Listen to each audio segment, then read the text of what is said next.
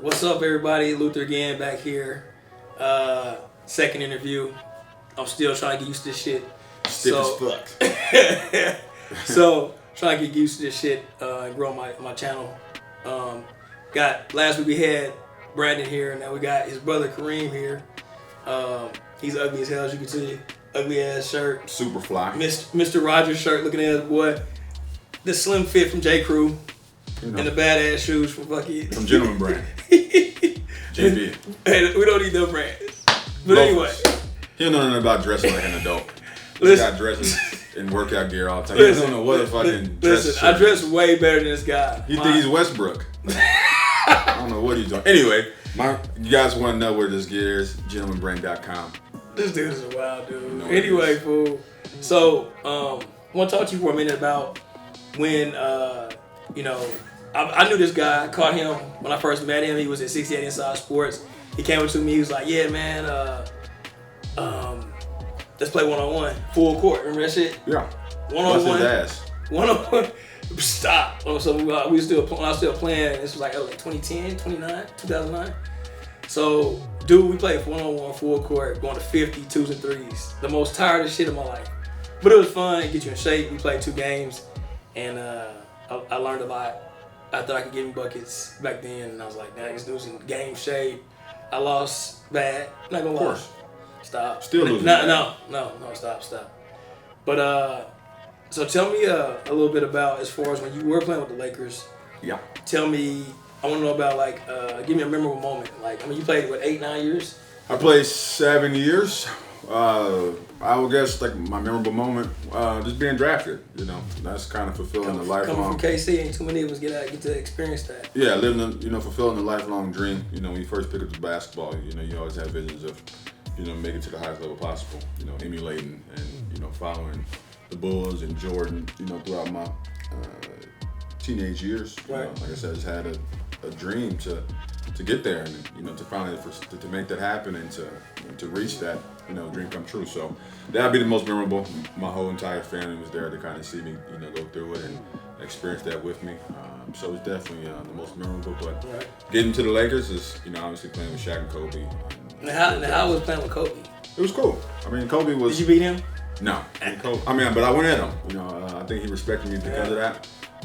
Kobe was a great guy, not to really tell you things. I think as he progressed in his career, right before he passed, I think he's a lot different than when he was back then. He was a young, hungry gun back then. He came off a three-peat, so he was very, very detail-oriented, very serious about what he was doing. Because I knew he wanted to be great, which he obviously later on achieved. But this is when he was 25 at the time when I got drafted there. So just kind of learning from him, watching from him from afar, was great learning. For me, because you think you work hard. Right. You see somebody like him who's right. His work ethic was crazy. I remember doing some of his workouts when I first started playing overseas, called the 6-6-6 routine. Yeah, you don't even know there's enough working time out in the 6 day. hours a day. I'm like, damn. I thought I was doing 3 hours and 4 hours was good, but nah, he's 6 one day, 9 the next day. I'm like, dog, this dude's a workout fiend. Like, when does he got time for his family? His whole life was dedicated to basketball and being the best basketball player he could be. And that's what he was. Every moment of the day, he was always kind of focused on basketball. Same thing with Tom Brady, right now. Those guys eat, sleep, their sports, and you put the time in. Like I said, if you working out 2 times a day, 2 hours a day, but he's working out 6. Imagine at the end of the year how much more work he's put in, doing 3 times as much per day. So 300% better than you are. Yeah. So seeing him and having that be my first experience in the league was definitely very valuable. But it was also fun to be playing with Shaq, who's like a big brother. They're playing for one of the most historic known franchises, not just in basketball but in all sports, the Lakers. So being in LA was amazing, man. My family, my friends got a chance to come out and experience that. We made it to the finals my second year. So we had some success there, and it was amazing. What is something that, looking back then and now where you at now, you can talk about this you wish you would have done differently, or that you learned and experienced, and you like, shit, if I knew now what I knew then, Working harder. You know, I was 21, 22 years old and I got drafted, so you know, I was still a young kid. You're gonna make mistakes. Right. I'm an inner city kid and had no money growing up. So getting thrust to have millions of dollars, you definitely wasted a lot of money early on. But you're supposed to. I mean, that's what you go through to kind of learn and experience those type of things. But what I would have done differently. You can always say you would have worked harder. My career ended a lot earlier than I anticipated. That was due to a torn ACL, tore my knee up. So I was done at 29. So I figured I had a lot more left in me as far as my career was concerned. But it is what it is. A lot of people get hurt. Things change. But all in all, you can always say you could have worked harder, done a lot of things different. But at the end of the day, you can't go back in time. I had a great, amazing time within the league. A lot of good experiences that I can, relive and in my mind and be proud of. But now I'm on to the next phase of my life. Okay, and after basketball, you do have a lot of different LLCs, and talk a little bit about that. Like, what it, from being in the NBA, and transitioning out of basketball. I know for me it was like, shit, I don't want a front desk job. I like to train, I like to work out. So shit, like I knew in 2011 when I was in Finland and my team went bankrupt.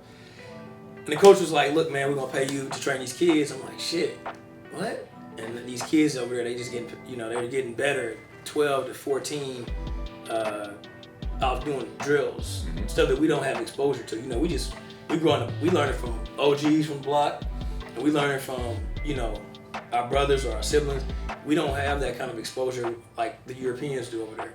These guys over there, they're, 12 years old playing. I can remember one of my guys when I was over there actually on my team.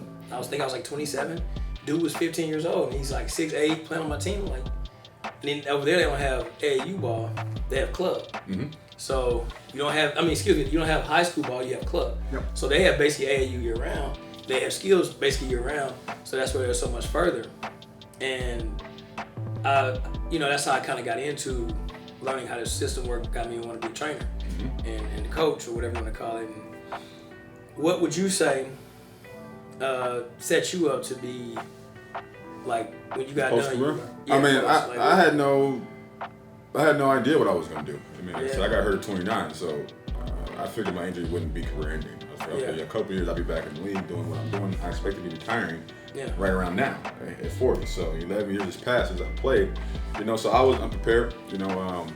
Luckily I had some money at the time. So I was able to kind of weather that first couple of years. Recovering from my from an injury. That was an 18-month process. So I'm in a CPM machine, get my knee cracked on. But I was always had the mentality that I was going to get back to playing at some point. Didn't know when. But never expected that to be the final time I played in the NBA. So, after 2 years, back in 2013, when I tried to get back into the league, the D League and all that type of stuff, and that didn't work out, and I wasn't liking where I was. That's when I started thinking about what was next for me. I initially started doing music. Right. Music bug in me, so I did music. I had a Billboard Top 40 single. So I was excited about that, and like anything, as an athlete, and to reach the NBA, you have a certain type of discipline, work ethic, and I just tried to transfer that over to what I was doing business-wise. And I've had I had some success, I've had some failures, but I look at failure as a stepping stone towards my success. So over the last 4 or 5 years, I've done a little bit of everything from clothing, which you guys see today, what I got on, pool floats. I've tried my hands at any and everything to kind of find my footing as far as what my next career is. And now finally, I think I found that in finance.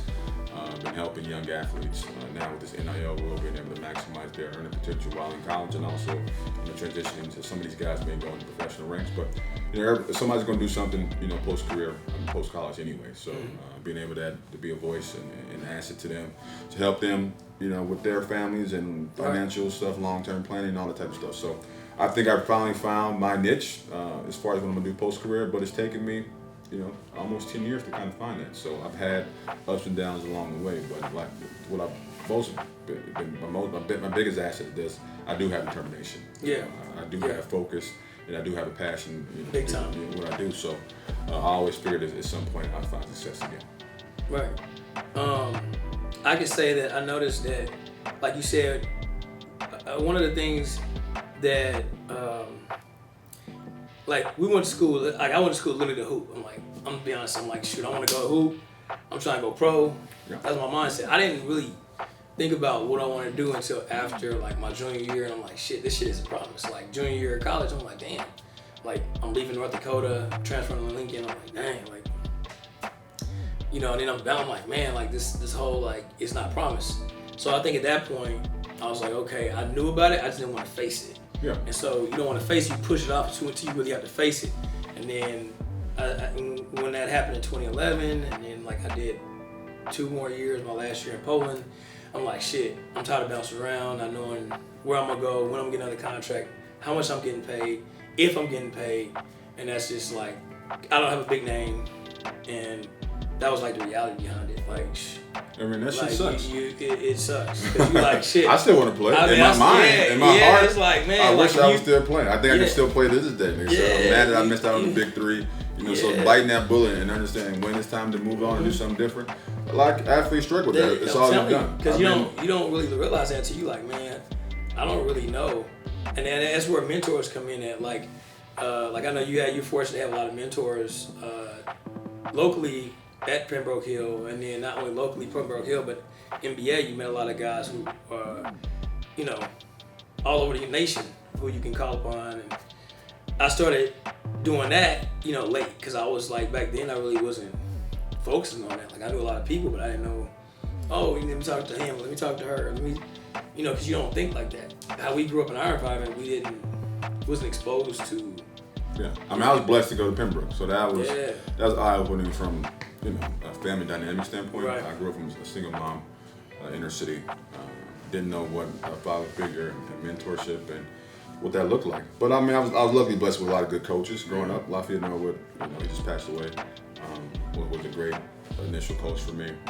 And I had a chance to play with some great coaches, Coach Snyder, you know, in college. So I was able to kind of get some of that knowledge and tutelage, you know, there. But like you said, I mean, you know, post-career is tough, man. You know, you got to figure out what your niche is. So a lot of guys struggle with that.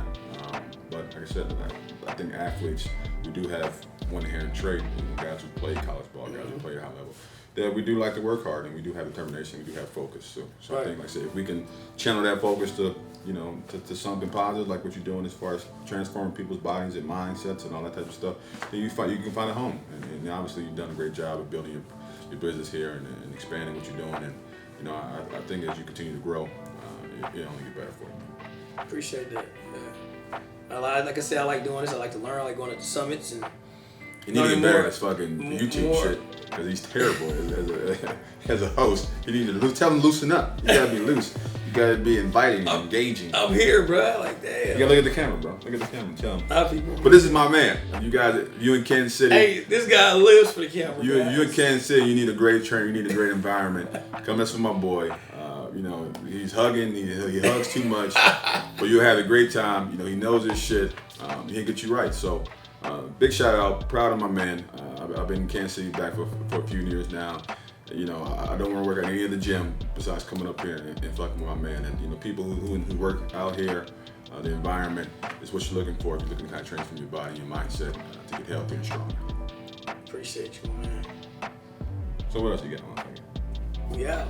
GB all day. You need to get some GB gear so you won't be so stiff. We got athletic gear too, but you got to be pushing stuff. So, but I do provide his gear. I've done some stuff with him, some leggings and tights and stuff. So I appreciate that support too, bro.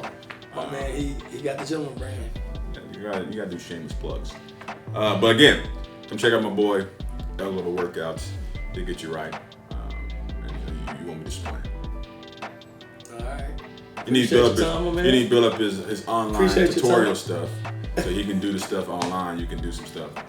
But we get there. We're trying to coach him there. But like I say, he's grown his business to unbelievable heights. You know, got Chiefs players coming in here. Got some other guys coming in here too. So he's growing and doing his thing. So man, could be more proud of my man.